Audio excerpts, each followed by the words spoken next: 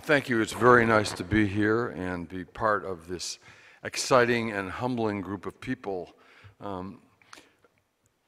One just brief comment at the beginning, at the end about breaking through power. I think that many of us would like the day to come when Ralph calls the Republicans and the Democrats a duopoly, but I say that there is a government corporate duopoly and that it needs to be overthrown. But in the meantime, breaking through power has been going on for more than 50 years. I think the anniversary of Unsafe at Any Speed is an apt anniversary for celebrating an important breaking through power in auto safety. But it's been going on for a long time, and it will keep going on for a long time. And one of the reasons is that smaller, by comparison to overthrowing the corporate government duopoly, projects that are well-researched, legal research, economic research, health research, focused action involving breakthroughs have resulted, are resulting today, and will continue resulting in change to improve people's lives. I came here essentially more than 45 years ago. I came here in 1966. It's 50 years ago to avoid the Vietnam War. I was in my medical training at a hospital in Cleveland, and I was opposed to the Vietnam War, and fortunately I had spent a lot of time in medical school doing research. So instead of going to Vietnam, I was able to get into a non-uniform services called the Public Health Service, and I went to NIH. And literally this March, now 45 years ago, I was sitting at NIH where I took care of patients, did some clinical research and did some lab research, and got a phone call from someone I knew from my residency days in Cleveland, and he said, "Do you realize that a company making almost half of the intravenous fluids in the United States has a product out there that's contaminated with bacteria?" And I said, "Yeah, but I assumed it was about to be recalled." And he said, "No, that's why I'm calling you." And it turned out that Abbott had 45% of the IV fluid market, and at the time this guy had called, there were already 10 deaths and several hundred cases of blood infection in people who got these fluids. Hospitals recognized it because it was an unusual kind of bacteria, and they stopped using it, no more infections. But I said, "What's the problem? Why isn't it coming off the market?" He said, "Because, again, not to misuse or overuse corporate government duopoly, Abbott had convinced the Food and Drug Administration and the Centers for Disease Control, where this guy worked, that it would be a much greater tragedy to take off half of the IV fluids in the country because of all the deaths that occur than these people that seem to be getting infections and dying." And I said, "Did they present any evidence for that?" He said, "No, the government just believed the company, Abbott." And I said, "Why are you calling me?" He said, "I know that you've worked nights, weekends, monitoring medical students for Ralph Nader, and maybe he could do something about it." I said, "Well, I have to look into this." So the first thing I did was to call all the other major IV fluid manufacturers and said, "How many bottles, thousands of bottles, do you have on stock?" And it was clear that Abbott had lied to the government, and the government had believed them, because there was more than enough IV fluids to go around so that there would be no way that there would be any kind of shortage of fluids. So Mr. Nader and I wrote a letter demanding a recall, and the initial reaction was, "We're not going to recall them because there'll be a big health hazard," even though they ignored the fact that there were plenty of other supplies there. 2 days after our letter, which was delivered to the press, they recalled all the fluids in the United States.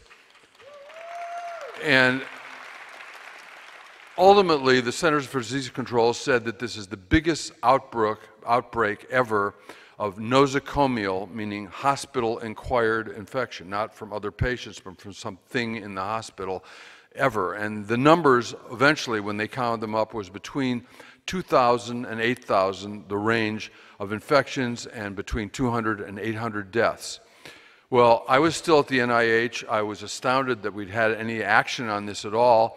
And I started getting phone calls from people in the FDA saying, "You think this is a problem? Look at this." I got a call from my dear, now departed friend, Tony Mazzocchi of the Oil, Chemical, and Atomic Workers Union, saying, "Would you come and visit these workers who have mercury poisoning in West Virginia?" And I did that.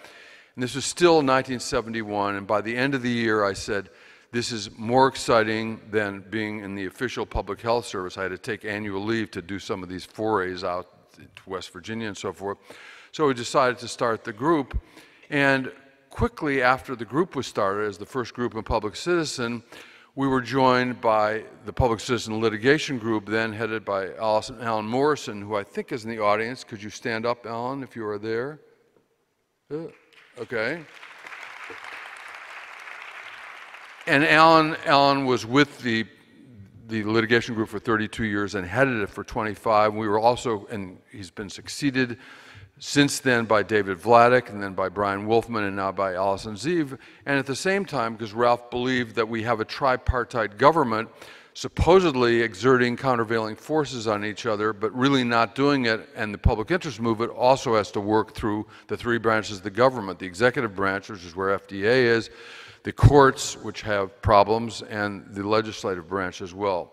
So quickly after the health research group started, there were these other groups to be followed by others, such as Global Trade Watch. You'll hear from Lori Wallach. Well, the principles of that letter were ones that we have followed not only in the food, drug, particularly the drug area, medical device area, but also in the areas of occupational health we've worked on, and looking at doctors who aren't practicing the kind of medicine. The principles are: there's a clear, unequivocal problem. There are safer alternatives in the case of that, non-contaminated non-Abbott IV fluids, and the government has the authority to do something about it. And that has been the principle for what is most of our work on drugs. If a drug has no unique advantage, has a unique risk, it should never be approved in the first place, and if it was by mistake, quote, quote, the company's mistake pushing the government, then it should be taken off the market after it's been on the market. Over the years, we have not casually, but 39 times asked the FDA to ban drugs. 2/3 of these drugs are off the market now, and the rest of them are mainly in very limited use. And in addition to taking action through the regulatory means, petitioning the FDA to ban drugs, we also have informed people. We had a book originally published in 1988 by ourselves, and Phil Donahue mentioned earlier, in terms of helping public interest groups, had me go on his program and presented 6 patients who had clearly drug-induced problems, reversed when they stopped the drug, and in 1 hour on the program, the book sold 400,000 copies. And then the program was repeated. So he was very helpful, but the broader point is that getting books out, a newsletter, which doesn't have the 700,000 circulation that Mike talked about, Nutrition Action, but ours has about 150,000, and it's on the web at worstpills.org. That also gets information out to patients. In addition to getting these large numbers of drugs taken off the market, we've also let people know about an even larger number of drugs well before they're banned, so that one of the first drugs we asked the FDA to take off the market in 1978 was Darvon, a widely used, dangerous, but not very effective painkiller. It was not taken off the market until 22 years after our petition, and we warned people back then, don't use this drug. One of the things that we have coining the phrase is the wrong phrase, but it's do not use. If we see a drug that does have a unique risk and no unique benefits, we tell people not to use it. And there are hundreds of such drugs, including many that have been approved recently in the last years since the book was published. One of the things that people would find it hard to believe, if I told you that this year $800 million in drug company money goes directly to the FDA and funds most of their drug review. Most people, A, don't know it, and B, would say that that's some kind of rhetoric. It's not rhetoric, and it's been going on since 1992 because of a law that the Congress passed in order to balance the budget. Well, let's let the drug companies fund the FDA. That's really a good idea. Well, it turns out it's a good idea for the drug companies because the process of approving drugs has gotten faster, it's gotten sloppier. We published a paper a couple of years ago looking at all the drugs that have been approved before this law was passed in 1992 and all those that have been approved afterwards. And guess what? The ones that have been approved afterwards were much more likely to either be taken off the market when they were, after approval, found to be too dangerous, or to have black box warnings needed because of new risks that were either unsuspected or not revealed at the time of their approval. When we surveyed doctors at the FDA, they told us secretly and without attribution that many of them thought that the standards for safety and effectiveness had been lowered once this law was passed because the companies were getting their money's worth by paying their now $800 million to the FDA to fund most of their staff. So in the area of drugs and medical devices, the same thing. The FDA is funded by the industry, and yes, there are some breakthrough drugs, a minority of drugs, that are for treating problems that don't have any other solution or don't have as good a solution. But most of the drugs are Me Too drugs that get a patent and get into a market with pretty low standards of approval and cause more harm than they don't. Many of you may have read a few weeks ago that the third leading cause of death in the United States now is, quote, medical errors. These are unsuspected, unintentional errors by doctors, by hospitals, and so forth. And they don't even include those errors that didn't show up in some way on a death certificate. So the number is even higher. Parallel and somewhat overlapping with that is the fact that there are about 100,000 deaths from adverse drug reactions every year, and many of them are preventable because someone is getting a worse pill, a do-not-use pill in our view, as opposed to a better pill. So that is the kind of thing that we've done in the FDA area. We've also petitioned the FDA 19 times to set safer workplace standards. Again, the principle is if a lower workplace exposure will work in terms of producing whatever they're producing and it's safer for workers, why is OSHA not lowering the standard, making it more safe for workers? The answer is the industry doesn't like it. And if the industry doesn't like it, again, the corporate government duopoly goes with the industry. In all but one instance, we've had to sue OSHA in order to get them to act. The most recent one, still pending now because they haven't finalized the rules for beryllium, a very dangerous chemical which, in addition to causing lung cancer, causes a serious, irreversible lung disease.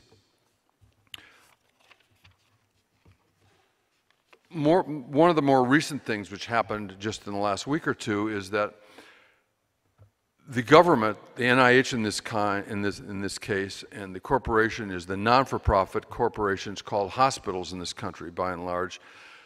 The NIH funded a study in 22 noted medical centers in the United States, including Brown and Stanford and so forth, to do experiments on little 3-pound, 20-week premature babies. And the experiment was half of the babies would get high oxygen, higher than the high end of the normal range, which could cause retinal damage, and the other half would get low. So the lower half got 85 to 89, and the high half got percentage oxygen, the high half got 92 to 95.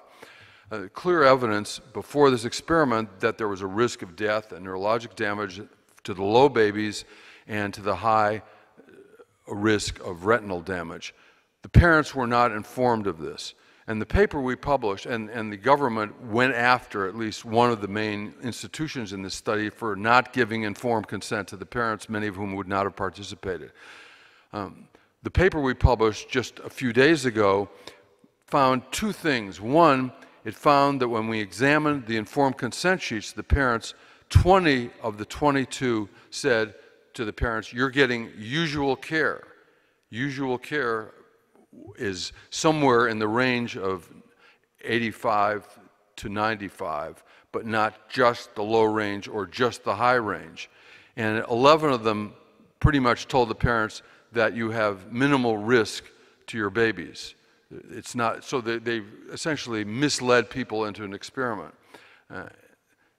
The other finding was that the usual care range in almost no hospitals coincided with the low range of 85 to 89. So the government had funded a study, it had cleared ethical review boards, and it had gotten done by 22 major medical centers, and ultimately the experiment did cause more deaths in the low-range babies. So the whole issue of human experimentation is one which we've gotten more into as a result of someone that I'll mention at the end of my talk, who has taken over the leadership, happily, from the Health Research Group from me.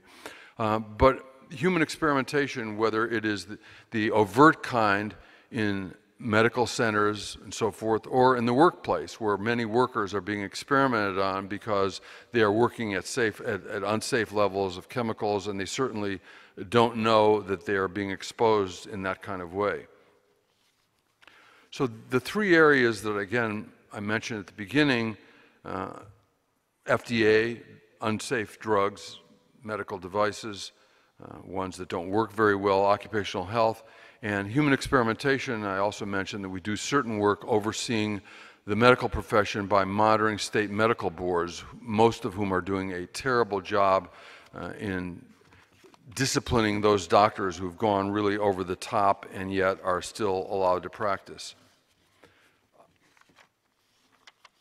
I want to close with a little bit of a discussion back on the issue of breaking through power and transitioning. I think of the people speaking here today, this is not a boast but a fact, I'm probably the oldest one, and for a number of years I've thought about what will happen after I leave. I need to get a really good successor. And I think looking back on my time here, and I'm still working, very satisfying to do hard work, to have excellent colleagues doing work both in our group and, as I mentioned, the litigation group and our lobbying groups to push some of these ideas onto the Hill. And it's very satisfying to break through power, period. We don't have the goal yet. I mean, we have the goal, but not the wherewithal to have a revolution that really knocks over the corporate government duopoly. But in the meantime, we have enough successes to sort of keep going. I am fortunate to have been able to spend 45 years in this exciting, rewarding work and hope to continue as long as I can. I would like Mike Carome to stand up. I believe he's here. Yes, over there. Mike is an internist, as I am, and he came to us 5 years ago. He's about to enter his 4th year of leading the group. He's doing an extremely good job. I mentioned before that he has, before coming to us, more than 10 years of experience in the government overseeing unethical human experiments. I would add, finally, just to the title of the talk, of the meeting, not my talk, breaking through power, I would add sincerely that it is not just breaking through power, but winning often enough to keep going for another 50 years and then another 50 years. Thank you.